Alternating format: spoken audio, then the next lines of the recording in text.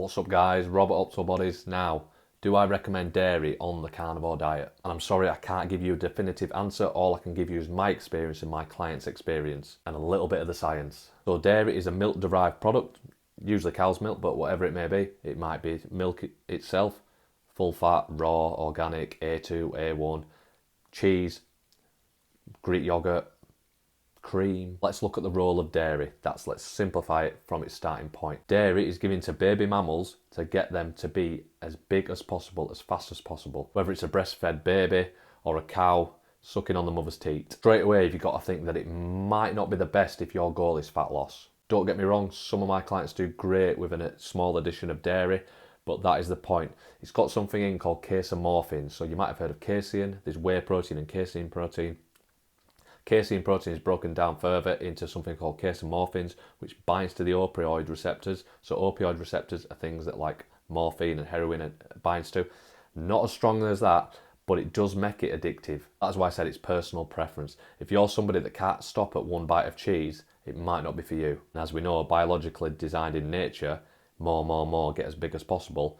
We know why it's occurring because of the casomorphins. So if this negatively affects you, you might be better removing dairy from your diet. Again, if you do great on it, crack on. See, some people are lactose intolerant, so that's out the window for them.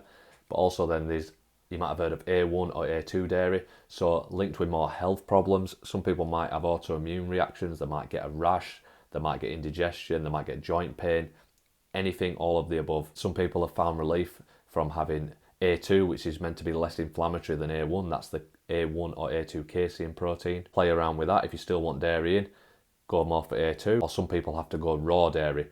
Bit of a nuanced sort of taboo subject. Do your own research on it. But if you wanted to go down the raw dairy route, the raw milk route, raw cheeses, there's raw cheeses in supermarkets like Parmigiano, Reggiano, can't pronounce it, but it'll say made with unpasteurised milk, like might even have a warning label on it. Some people find raw milk is less inflammatory.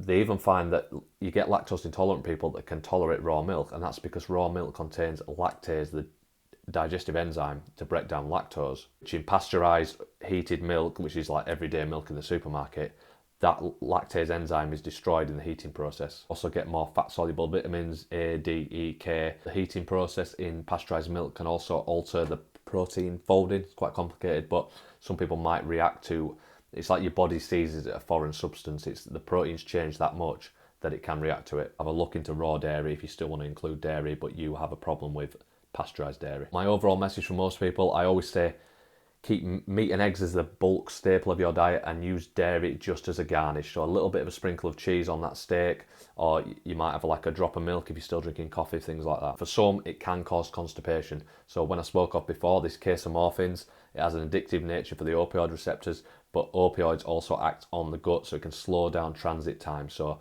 if waste is moving too slowly through your gut, it gives it more chance to absorb the water like in your large intestine, so you end up with like dry, hard stools. So if you're having dairy and you have constipation, try removing it, see what happens. Takeaway message, if fat loss is your goal, I'd drop dairy, especially if you hit a plateau.